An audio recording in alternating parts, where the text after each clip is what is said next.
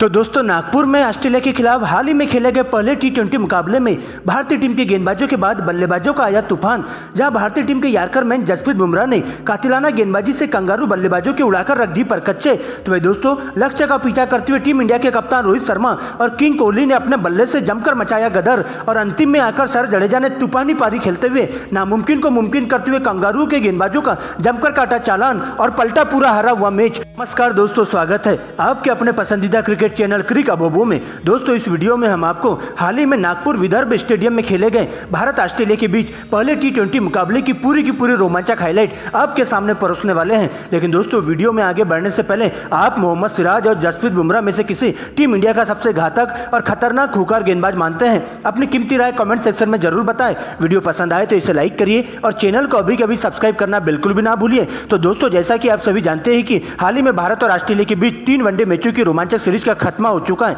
जहां पर दोस्तों टीम इंडिया ने कंगारुओं को शानदार पटकनी देते हुए सीरीज को 2-1 से अपने नाम कर लिया था। वनडे सीरीज खत्म होते ही अब दोनों टीमों के बीच 3 टी20 मैचों की रोमांचक सीरीज खेली जा रही है, जहां पर दोस्तों टीम इंडिया की कमान एक बार फिर से नागपुर में खेले गए पहले टी20 मुकाबले में अनुभव के धनी कप्तान रोहित शर्मा के कंधों पर सौंपी गई थी। तो वही दोस्तों ऑस्ट्रेलिया के लिए पैट कमिंस कप्तानी करते हुए देखे गए थे। दोस्तों इसके बाद शाम 7 बजे मुकाबले में टॉस किया जाता है, सिक्का उछाला जाता है और सीधा कमिंस के पक्ष में जाकर सिक्का गिरता है, जहां टॉस जीतकर कमिंस पहले बल्लेबाजी करने का फैसला करते हैं। तो दोस्तों टीम इंडिया को गेंदबाजी करने का न्योता दिया जाता है। दोस्तों इसके बाद ऑस्ट्रेलिया की पारी की शुरुआत करने टीम के 2 धाकड़ ओपनर बल्लेबाज डेविड वार्नर और मिशेल मार्श मैदान पर आते हैं, जिनके कंधों पर टीम को ठोस शुरुआत देने की जिम्मेदारी होती है। तो वही दोस्तों टीम इंडिया के लिए पहले ओवर की गेंदबाजी करने के लिए तेज गेंदबाज जसप्रीत बुमराह आते हैं, जहां उनका सामना होता है मिशेल मार्श से और पहली ओवर से मिशेल मार्श का बल्ला जम के गरजते हुए दिखाई देता है और पूरी तरह से अटैकिंग क्रिकेट खेलते हुए पहली ओवर की अंतिम 2 गेंदों पर बैक टू बैक 2 करारे चौके उनके बल्ले से देखने को मिलते हैं। लेकिन दोस्तों इसके बाद दूसरे ओवर की गेंदबाजी करने के लिए मोहम्मद सिराज की एंट्री होती है, जहां दोस्तों पहली ही पटकी गेंद पर 1 बाउंस चौका डेविड वार्नर के बल्ले से देखने को मिलता है। इसके बाद शानदार वापसी करते हैं और इन स्विंग आउट स्विंग करते हुए गेंद को हवा में लहराते हुए दिखाई देते हैं और इस प्रकार से मोहम्मद सिराज अपने दूसरे ओवर में मात्र 4 रन देते हैं और डेविड वार्नर को पूरी तरह से उलझा कर रखते हैं। लेकिन दोस्तों इसके बाद तीसरे ओवर से डेविड वार्नर का बल्ला भी तूफानी अंदाज में गरजते हुए दिखता है, जहां पर दोस्तों वार्नर के बल्ले से 2 चौके और 1 गगनचुंबी छक्का तीसरे ओवर में देखने को मिलता है और इसके बाद तो दोनों ही बल्लेबाज चौके कम और छक्के ज्यादा मारना चालू कर देते हैं और टीम इंडिया के तेज गेंदबाजों पर पूरी तरह से हावी हो जाते हैं और ताबड़तोड़ अंदाज में बल्लेबाजी करते हुए टीम के स्कोर को पहले पावर प्ले के खेल में बिना विकेट गंवाए स्कोर बोर्ड पर 60 रनों तक पहुंचा देते हैं। लेकिन दोस्तों इसके बाद 7वें ओवर की गेंदबाजी करने के लिए रोहित शर्मा तेज गेंदबाज प्रसिद्ध कृष्णा के हाथों में गेंदबाजी थमा देते हैं, जहां पर दोस्तों सबसे पहले डेविड वार्नर का विकराल रूप देखने को मिलता है और प्रसिद्ध कृष्णा को टारगेट करते हुए पहली गेंद पर करारा चौका जड़ देते हैं। दूसरी गेंद मिस हो जाती है, लेकिन दोस्तों इसके बाद तीसरी और चौथी गेंद पर फाइन लेग की दिशा में 2 करारे चौके डेविड वार्नर के बल्ले से देखने को मिलते हैं। तो ये दोस्तों 5वीं गेंद पर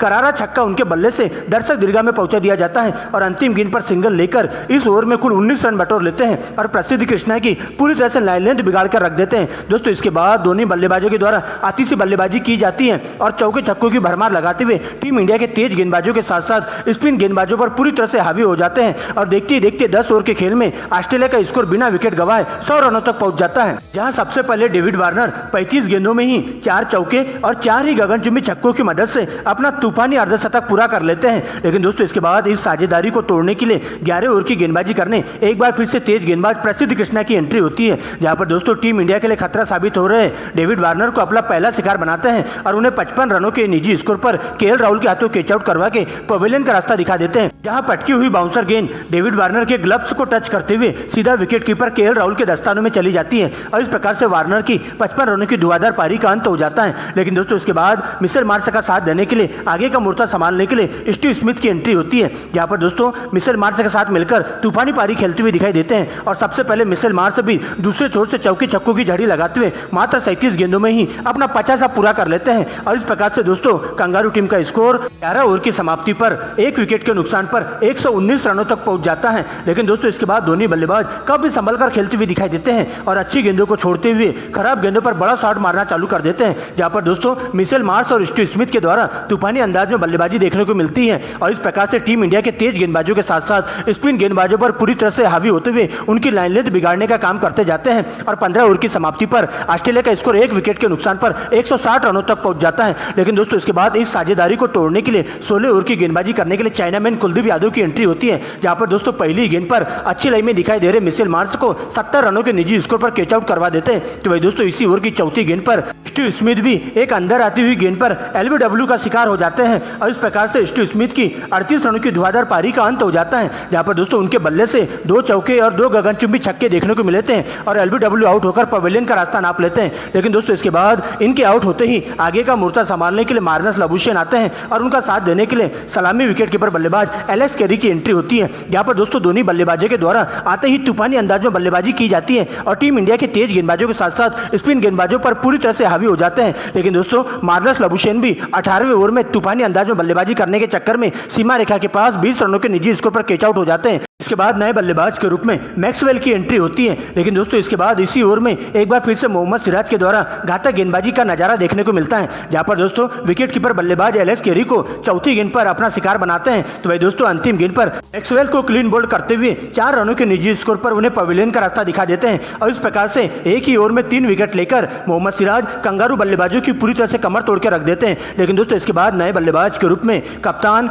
कमिंस आते हैं, जहां पर दोस्तों उनका दूसरे ओवर से साथ देते हुए दिखाई देते हैं कैमरन ग्रीन। लेकिन दोस्तों इसके बाद 19 ओवर की गेंदबाजी करने के लिए चाइनामैन कुलदीप यादव की एंट्री होती है, जहां पर दोस्तों कुलदीप यादव को पूरी तरह से टारगेट किया जाता है, जहां पर दोस्तों सबसे पहले कैमरन ग्रीन का विकराल रूप देखने को मिलता है और सबसे पहले शुरुआत की 2 गेंदों में बैक टू बैक 2 करारे चौके उनके बल्ले से देखने को मिलते हैं। लेकिन दोस्तों इसके बाद तीसरी गेंद पर सिंगल लेकर स्ट्राइक कमिंस को दे दी जाती है, जहां पर दोस्तों इसी ओवर की अंतिम की 3 गेंदों पर कमिंस के द्वारा 3 लगातार छक्के जड़ दिए जाते हैं और इस प्रकार से कुलदीप यादव की पूरी तरह से लाइन लेंथ बिगाड़ कर रख दी जाती है और 19वें ओवर को बड़ा बनाते हुए कुलदीप के इस ओवर में कुल 27 रन आते हैं। लेकिन दोस्तों इसके बाद अंतिम ओवर की गेंदबाजी करने के लिए तेज गेंदबाज जसप्रीत बुमराह की एंट्री होती है, जहां पर दोस्तों उनका सामना होता है कैमरन ग्रीन से और शुरुआत की 2 गेंदों में बैक टू बैक 2 गगनचुंबी छक्के उनके बल्ले से देखने को मिलते हैं। लेकिन दोस्तों इसके बाद शानदार वापसी करते हैं और 2 गेंदें यारकर पटक बिल्कुल भी हाथ खोलने का मौका नहीं देते हैं। लेकिन दोस्तों इसके बाद अंतिम की 2 गेंदों पर एक बार फिर से 2 गगनचुंबी छक्के लगाते हुए जसप्रीत बुमराह को पूरी तरह से हावी हो जाते हैं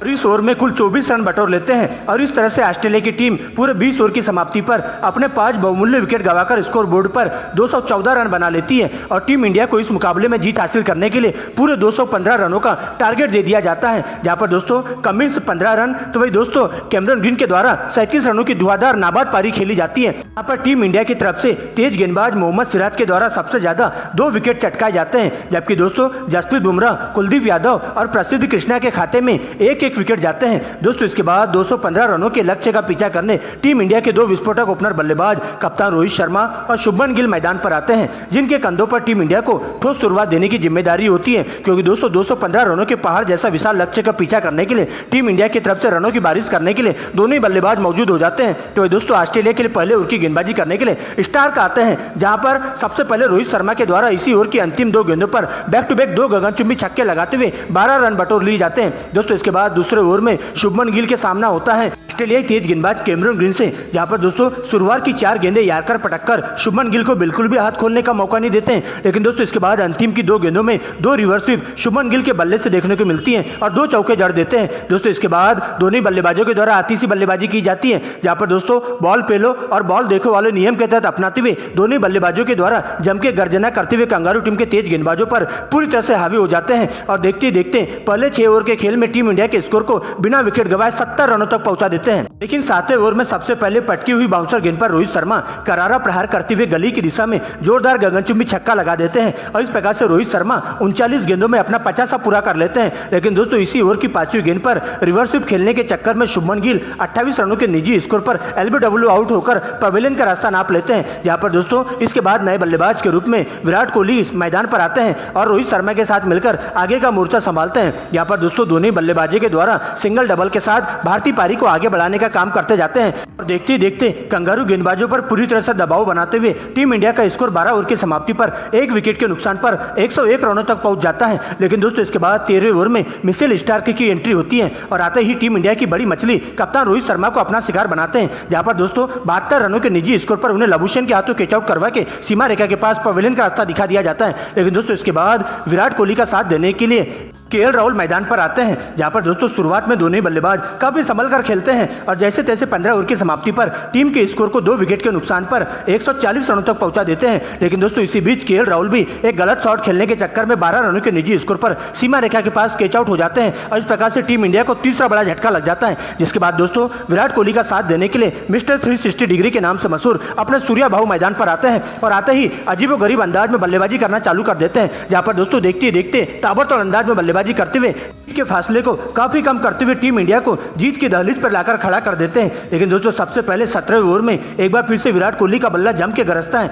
यहाँ पर दोस्तों विराट कोहली पहली गेंद पर गगनचुंबी छक्का लगाते हुए मात्र 27 गेंदों में अपना 50 पूरा कर लेते हैं और कंगारू गेंदबाजों की पूरी तरह से धज्जियां उधेड़ कर रख देते हैं। लेकिन दोस्तों इसी ओवर की चौथी गेंद पर एक बार फिर से विराट का बल्ला जम के तूफानी अंदाज में गरजता है और 4 लगातार चौके उनके बल्ले से देखने को मिलते हैं और इस प्रकार से दोस्तों 18 ओवर की समाप्ति पर टीम इंडिया का स्कोर 4 विकेट के नुकसान पर 175 रनों तक पहुंच जाता है। दोस्तों इसके बाद अंतिम 12 गेंदों में टीम इंडिया को इस मुकाबले में जीत हासिल करने के लिए पूरे 49 रनों की दरकार होती है, जहां पर दोस्तों सबसे पहले 19 ओवर की पहली गेंद पर बड़ा शॉट खेलने के चक्कर में विराट कोहली 58 रनों के निजी स्कोर पर कैच आउट हो जाते हैं। जिसके बाद दोस्तों सूर्य कुमार यादव का साथ देने के लिए मैदान पर रविंद्र जडेजा की एंट्री होती है। लेकिन दोस्तों सांगा को टारगेट करते हुए अंतिम की 5 गेंदों में सूर्या का बल्ला जम के चमकता है, जहां पर दोस्तों शुरुआत की 3 गेंदों में 3 गगनचुंबी छक्के उनके बल्ले से देखने को मिलते हैं। तो दोस्तों अंतिम की 2 गेंदों में सूर्या एक बार फिर से 1 बाउंस 2 चौके जड़ देते हैं और इस प्रकार से दोस्तों 19 ओवर में कुल 26 रन आते हैं। दोस्तों इसके बाद अंतिम की 6 गेंदों में टीम इंडिया को इस मुकाबले में जीत हासिल करने के लिए